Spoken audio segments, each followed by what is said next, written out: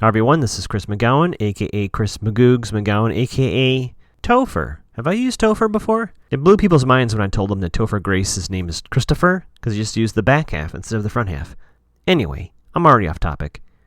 This is it, and this is a first. I am recording this introduction before having watched episode 22 of season 1 of Pretty Little Liars. I wanted to capture this moment of innocence before I find out what happens. But also before we dive in, just a quick programming note, as I mentioned last episode, the panel will be a special bonus episode later, probably in December, because, folks, getting to 22 episodes of a podcast has been easier and harder than I thought. As you may or may not have noticed, episode 21 came out a day late because I'm kind of crawling across the finish line right now. I'm getting a little backed up in the queue, and it is Monday, November 15th as I'm recording this. It's going to be a tight deadline to get this out this week. So I think I'm going to take the rest of the year off and resume season 2 the first Friday of January, which is January 7th. So season 2 will begin then. It's a little bit of a break, and I hope no one's too heartbroken over that, but I think I need a little break.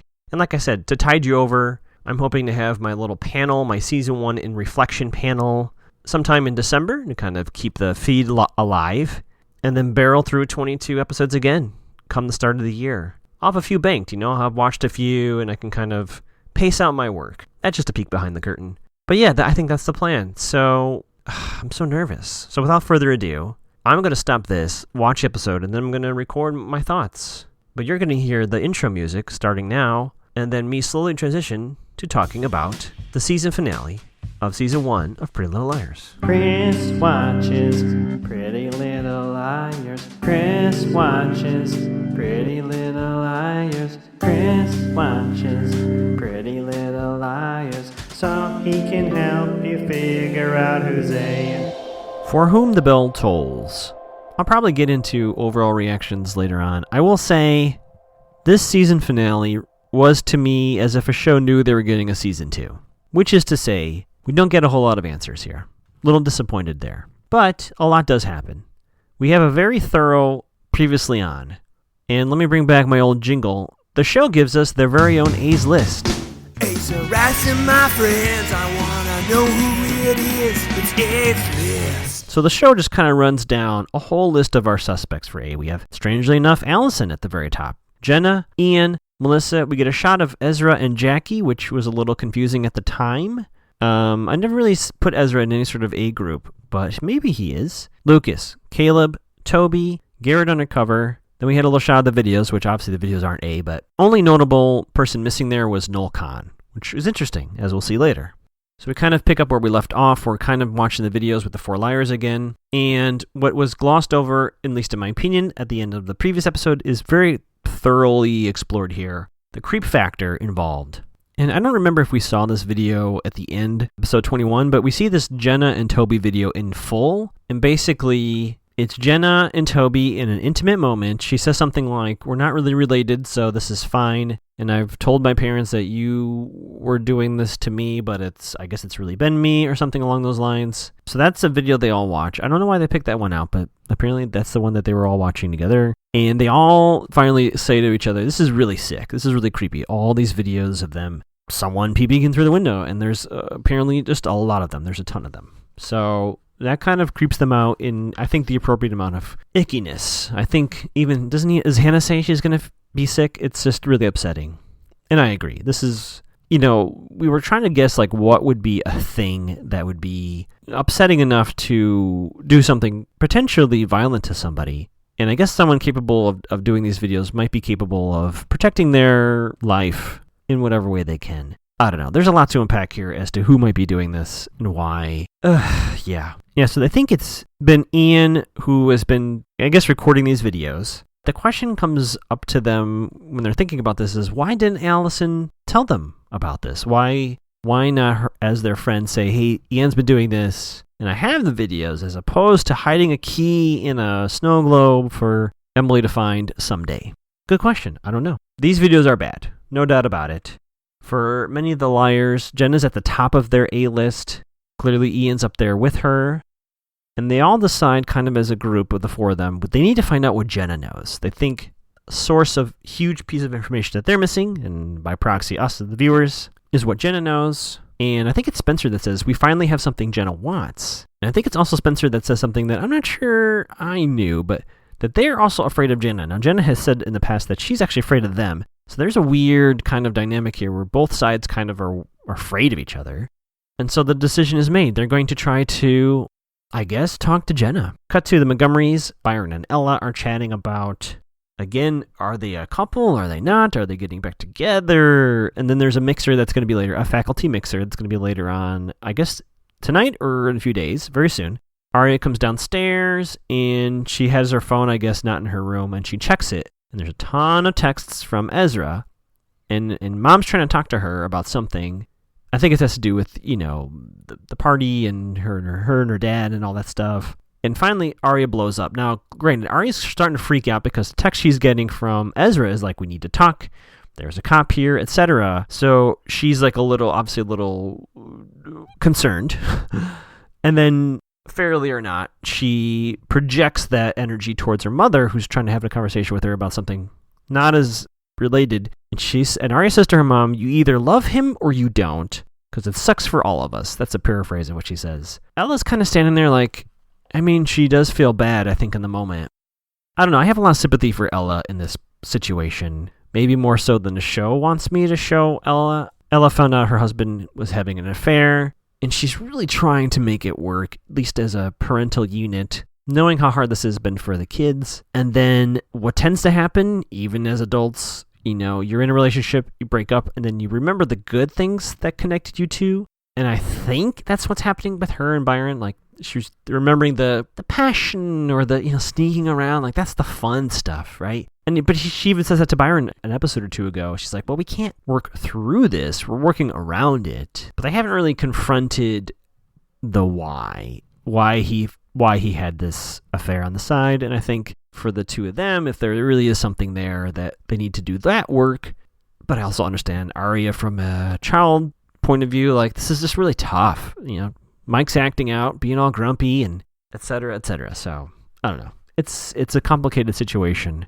But I do have empathy for Ella's point of view here, where if I'm going to get back with him, am I saying this behavior is okay? I'm still probably not dealing with the emotions I have about it. Cut to Hannah Ashley's house. You can tell that Ashley realizes Hannah's going through this tough time with Caleb, and it sounds like Hannah helped her mother get over, Ashley's ex-husband, Hannah's dad, and it sounds like Ashley now wants to be that for her daughter. She wants to help her daughter through this in whatever way she can. The letter comes up yet again. Ashley's like, well, Caleb was going to give you a letter to kind of say goodbye, and Hannah's like, well, I didn't get it. He must have chickened out or something. And Ashley's not entirely certain, so this letter is not going away. Cut to the Hastings household. Could not be more awkward yet again. Ian, Melissa, and Spencer and Mom are all having this chat around the breakfast nook. Melissa's going to have the baby christened at the local church. And then Spencer makes a joke about, are you sure the thing is going to be born human? Melissa gets upset. Ian kind of rolls his eyes, and Mom says that was really mean. Oh, she said that was cruel, sorry. And yeah, that was kind of unnecessarily mean. It's right to Melissa and Ian's face. Spencer's upset that there's a murderer standing in her kitchen. I get it. And there's a lot of animosity between her and her sister. But yeah, that was a little mean. And even Mom was like, that was cruel. So, yeah, that happened. Cut to Emily's household. Samara emails Emily. Emily does a little bit of a laugh. Definitely, I think there's something here, everybody. I don't know. There's something might be here.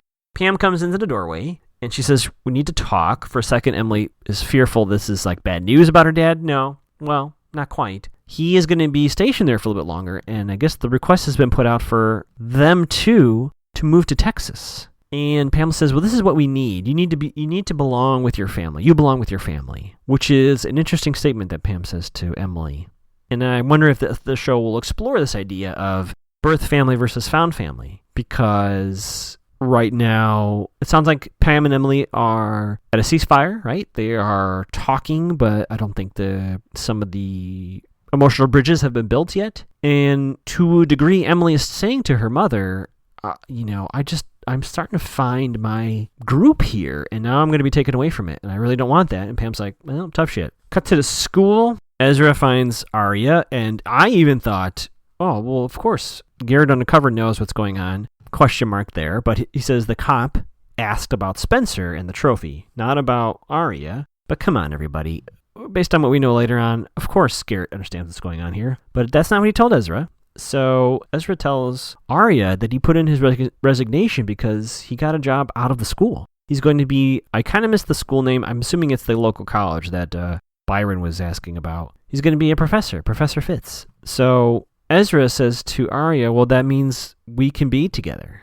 We can be together. Now, I was talking about a friend who I don't want to make any announcements yet because it's not confirmed, but she might be doing a guest spot in season 2. And one of the things that she knows about this show is this particular relationship.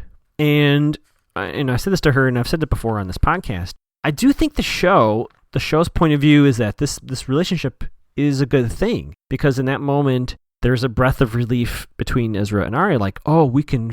The thing that's been holding us back is the fact that you're a teacher in this school. Okay, so Ezra tells her he's going to be at her house for the faculty mixer. For some reason, the Montgomerys are hosting it. We have a nice little transition from one room to the hallway where Hannah and Mona are walking down. Lucas is clearly in the background. Hannah and Mona are talking about Caleb, and Hannah asks Mona about the letter. And I wrote in my notes, Mona doesn't necessarily deny it. Mona just kind of glosses over it and says, well, Caleb sucks. And then Hannah says this phrase, I actually believed he loved me. Mona walks away, and it's just Hannah and Lucas.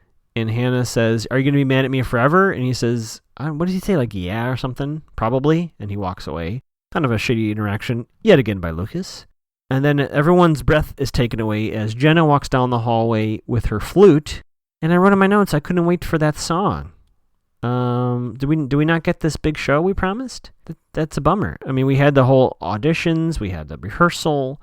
Jenna wrote music for it. And spoiler alert, we don't get any show in this episode.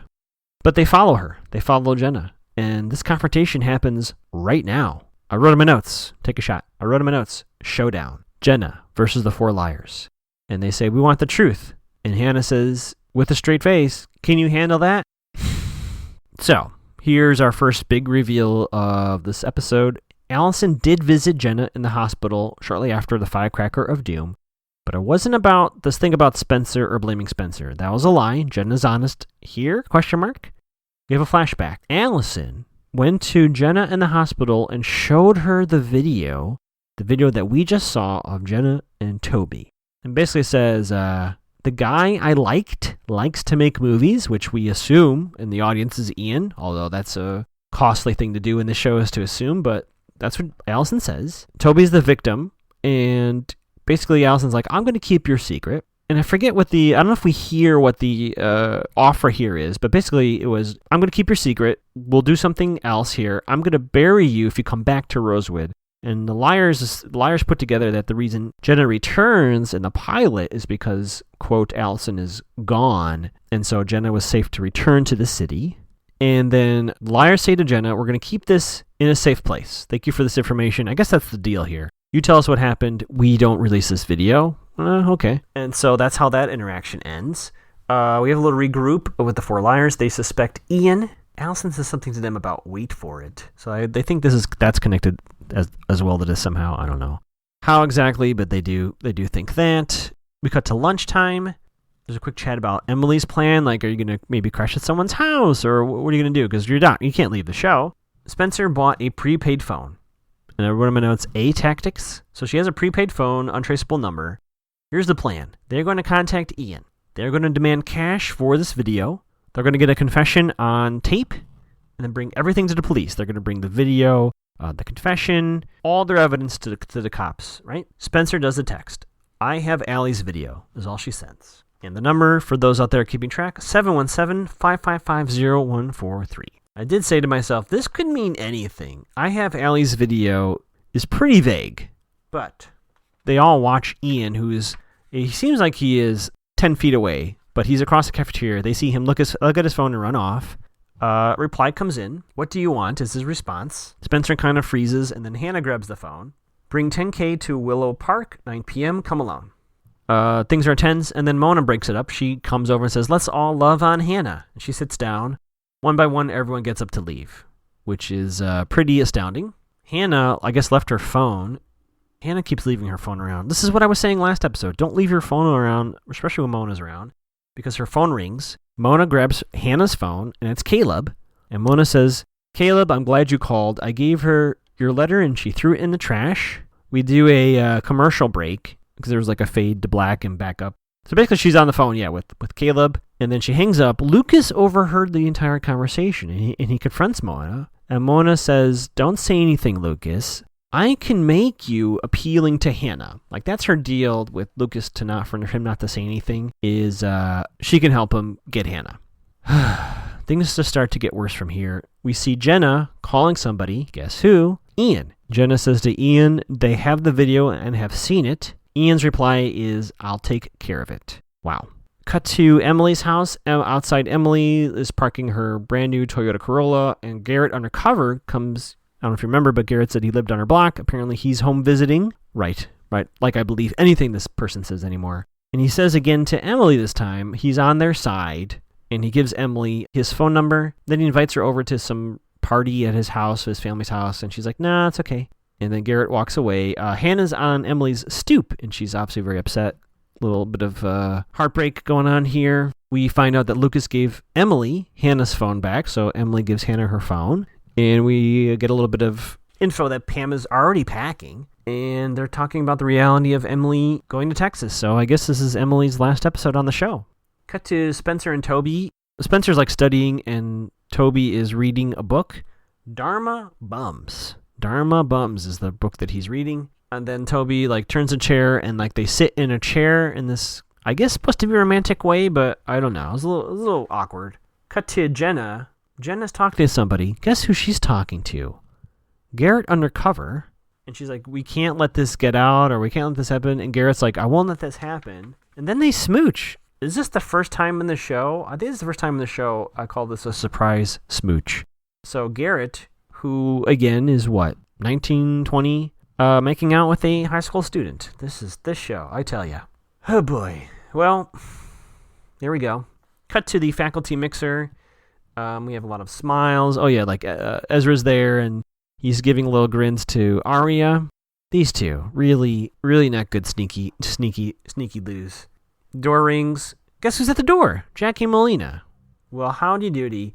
I gotta say, Arya, not a good liar. Like, she totally is super mean to this person whom Jackie's like, I'm a professor. I'm going to this mixer. Why is this high school student yelling at me in the doorway? But she says to Arya, I teach at Hollis. Isn't this the faculty mixer? Arya doesn't even say anything. She just runs away from the door. And we find out later, Jackie just stands in the doorway for who knows how long. But we'll come back to that. Come back to Spencer's. And here, already I got super nervous about this. Super nervous. She gets a text. Ian didn't show up for church. I need a ride to Melissa. So Spencer's like, I gotta go. And Toby's like, he's going to keep Jenna busy tonight for their plan. Spencer needs a safe place to land. Well, Toby will catch her, I guess. But he also says, I'll be there if you need any help. You need me, I'll come flying to action. Cut back to the Montgomery household. Again, I don't know how much time has passed, but Jackie is still standing in the doorway, super awkwardly. Arya's all the way up in her room. Ezra, for some reason, comes in. Arya's upset, and she says, not telling me about Jackie is a lie, and storms out. So she's mad that he didn't know that Jackie was teaching at the college I guess he's going to be teaching at. And Arya's really mad about that. And then, it might be now or might be later, but Ezra goes back downstairs, and he sees Jackie in the doorway, and he's like, oh! And Jackie is still standing there. I think Jackie Molina stands out in the doorway probably for a half hour, just standing there. Because she's a vampire, and you can't be admitted in until someone invites you in. Hannah's sad, and she deletes Caleb's phone number. And then we get this really strange scene. I don't even know if I understand what's happening here. Lucas is driving Caleb. Where? So the Founders Day thing was right a day or two ago. And I guess we were to assume that Caleb got off the bus and Lucas came and got him and is driving him back. And Caleb's like, why did you do this, Lucas? And Lucas is like, because Hannah deserves to be happy. And in the moment, I was like, I think the show is trying to get me to say like, oh, Lucas has come around. I don't know. So Spencer's driving Melissa, and I was like, is Melissa setting her up? Like, it'd be so bad if that's what she's doing. A little bit weirder, a little bit unclear as to what happens here, but they get hit by a car pretty violently. I think on Melissa's side of the car, too. I think they're hit from the passenger side. So they're sideswiped, and all we see is a horrible crash. Clearly, this is intentional. Who did it? I don't know, but it's done. So Arya, Emily, and Hannah are waiting in the woods, waiting for Spencer, who has all the stuff they need, but I guess all three of them are there. I'm not quite sure why they decided just to be there openly and confronting Ian. Yeah, so they're waiting for Spencer, and then she's not showing up, and they can't get a hold of her, which we know why. Cut to the hospital. It's really upsetting. Melissa's okay, but the baby, we don't know. And we see a few shots of Melissa's face, and I can't quite tell what's going on there. Obviously, this is a very serious situation, and I would never accuse of Melissa being in on this plan. Even if she was, I don't think she expected this. Of all the things I think of any character, I don't think that she would be that callous to not care about her baby's safety. So if she did agree to this, I don't think she would have agreed to this level of it. But they kept showing her face like as if she was trying to overhear. But I was like, no, Chris, you're being way too callous. Yeah, but it's very serious. Spencer's obviously extremely upset too. It's terrible. It's terrible. And we find out later what's going on. And then all three of them get a text. Arya, Emily, and Hannah. Buckle up, bitches. Nothing is as it seems -A. So clearly A is aware of this plan, whomever A is. And something about Melissa left her phone at the church. Now, because of what happens, I can only assume Melissa knew that this was what was going to happen. Melissa had to have known because she left her phone there, and when Spencer goes there, I'm jumping a bit ahead, Ian's waiting for her to confront her. So do you think Ian told Melissa, look, I don't know. I can't even... Yeah, I feel like a terrible person for even trying to guess what their plan was. Because there's no way either of them come out looking like innocent people or good human beings. So I'm going to refrain from trying to guess what their plan was. But Melissa has to have been in on it to some degree. Anyway, she's going to go to the church to get Melissa's phone for her because she doesn't know what else to do. Finally, Spencer's able to call the liars. And Arya's like, where were you? Garrett undercover shows up, and I guess Emily called Garrett, saying, hey, we need some backup. And he has a gun on him. And they're all kind of getting a weird vibe from Garrett, which is appropriate. We cut to church, which I think is the church Toby was hiding out of, right? There probably is only one church in town anyway. Ian's going to be there, obviously, right? We cut back to the drop-off. The car pulls up. Garrett says, everyone go hide. The three liars run to a bush. Garrett's like, hey, who are you? And this guy comes out. Is it Ian? Is it Ian? No, it's not Ian.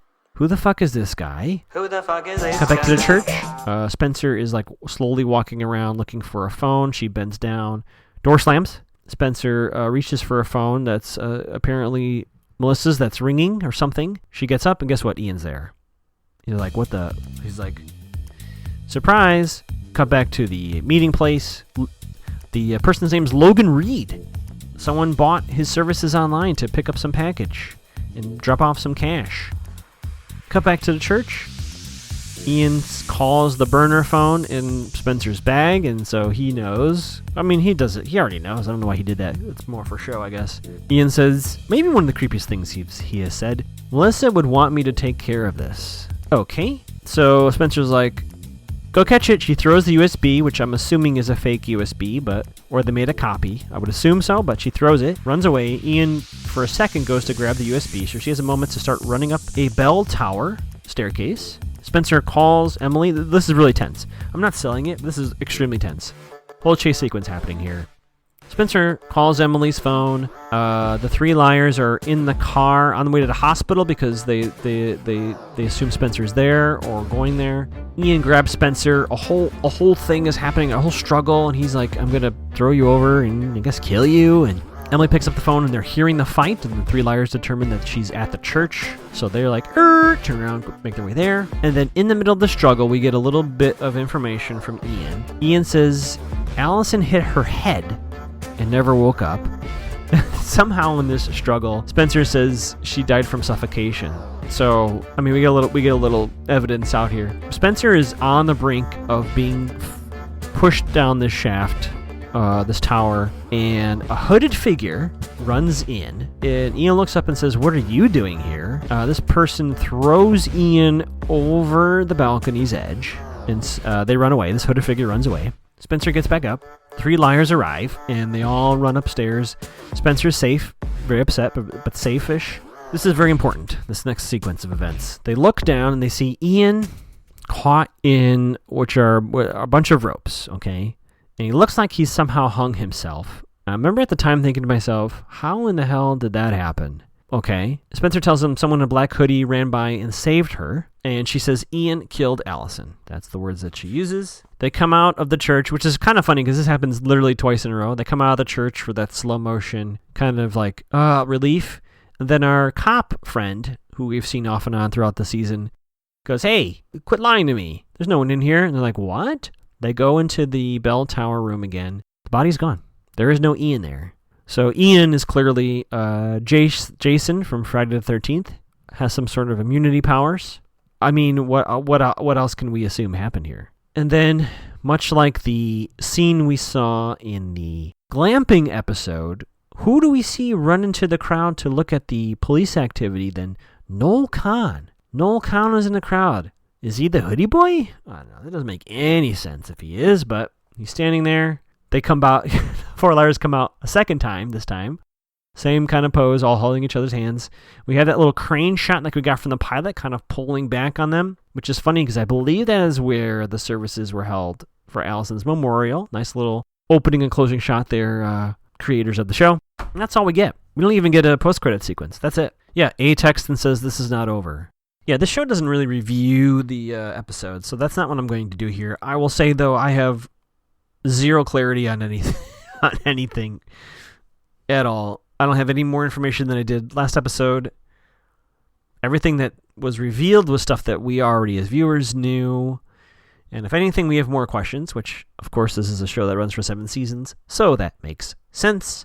But it only reinforces my theories that there is more than one faction that uses this A moniker. You know, I guess we'll say the one thing is clear. We now know what Ian's stake in all this is. Or I should say what Jenna's stake in all this is. Because there's still no evidence that Ian was the one that did the recording or anything like that.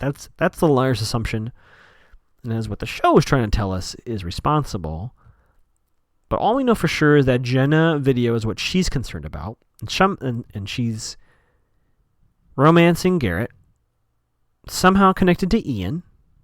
Which then explains how Ian hands her a bag. So we get that connection. Somehow Melissa and Ian were involved in this crash that Spencer was involved in. I do think Melissa knew at least part of this plan. Maybe not the whole plan. And I think if somehow the health of her child is affected by this, that might see her turn on Ian. So who knows how long Ian will be on the show. Well, I guess he was, quote, killed. But I don't know. I don't know what's going to happen there. Luke is kind of doing something. I'm unclear what he's doing, helping Caleb come back to the town. And Ari's just kind of mad at Ezra. So yeah, so everything I thought that was going to happen at the end of the season, including the big production, didn't happen. So yeah, I don't know. Yeah, I guess I was expecting a bigger finale. I guess maybe shows in our modern age prepare for being canceled at the end of their first season more so. And so we get a little more closure, or at least one loop tied. Like even Veronica Mars ties up an investigation at the end of their first season. Here, we don't really get much of anything. A little disappointing, I'll be honest, but we soldier on. So starting, like I said, in January, we're going to get a new season of episodes from me. It'll be, what did I say, January 7th. January 7th will be the next episode of Chris Watches PLL. We'll jump right into season 2 and, see where this story leads us. Do I sound a little disappointed? I don't mean to sound too disappointed. I guess I was just hoping to get something, some sort of closure. I guess all we can say, wrapping up this first season, is Ian's out of the picture. Like, I can't imagine him being able to come back to school as an employee. You know, if he faked his death or he really is dead, either way, he's gone. Doesn't really help Spencer, though. Where's this USB drive with the video for Jenna? We don't know. What does this do with Garrett? And why are they together? I don't know. What's Noel Kahn doing there? I don't know. What's the hooded figure doing? I don't know. Why would Ian pretend to hang himself or be dead and then run away? Or did the hooded figure help him? We don't know. We don't know anything. Maybe my panel can help me out. I don't know. So we'll figure this out. Enjoy your holiday season, however you enjoy them. and we'll keep watching the show together. I've said enough. See you in 2022.